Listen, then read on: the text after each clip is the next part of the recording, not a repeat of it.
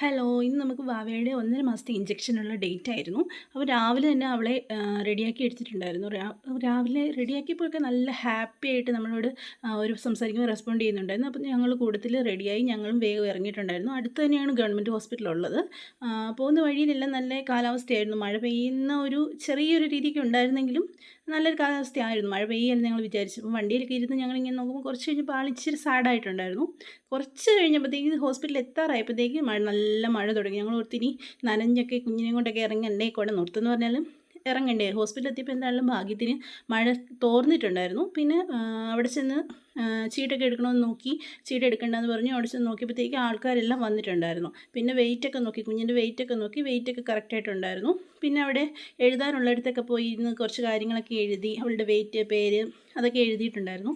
പിന്നെ ആദ്യം മരുന്നാണ് കൊടുത്തത്. മൊത്തം 3 ഇഞ്ചക്ഷനും 2 മരുന്ന് വരുന്നുള്ളത്. മരുന്ന് കൊടുത്തപ്പോൾ തന്നെ ആൾ കരയാൻ തുടങ്ങിയിട്ടുണ്ടായിരുന്നു. മരുന്ന് കൊടുക്കുന്ന കൂട്ടത്തിൽ തന്നെ നമ്മളൊരു സിസ്റ്റർ നല്ല രീതിയിൽ സംസാരിക്കുന്നുണ്ട്. ഓരോ കാര്യങ്ങളൊക്കെ ഇങ്ങനെ പറഞ്ഞു തരുന്നുണ്ടായിരുന്നു. കുഞ്ഞിനെ ഇങ്ങനെ തലയിൽ ഹെയർ ബാൻഡൊക്കെ വെച്ചിട്ട് ഞങ്ങൾ പോയത്. അപ്പോൾ ഹെയർ ബാൻഡ് വെച്ചുകൂടാ, പിന്നെ ഇങ്ങനെ കണ്ണൊന്നും എഴുതിക്കൂടാ, അങ്ങനെയൊക്കെ പറയുന്നുണ്ടായിരുന്നു. കയ്യിൽ വളയൊന്നും അങ്ങനെ എഴുതിയിടണ്ട, കുട്ടിക്ക് ഫ്രീ ആയിട്ടങ്ങ് വിട്ടേക്കാനൊക്കെ പറഞ്ഞ് കുറേ കാര്യങ്ങൾ. പിന്നെ അമ്മ നഖം വളർത്തിക്കൂടാ ഒക്കെ പറയുന്നത്. നല്ലൊരു സിസ്റ്ററായിരുന്നു കേട്ടോ, നല്ലൊരു സിസ്റ്ററായിരുന്നു. നല്ലപോലെ സംസാരിക്കുന്നുണ്ടായിരുന്നു, കാര്യങ്ങളൊക്കെ നല്ല രീതിയിൽ പറഞ്ഞു തരുന്നുണ്ടായിരുന്നു.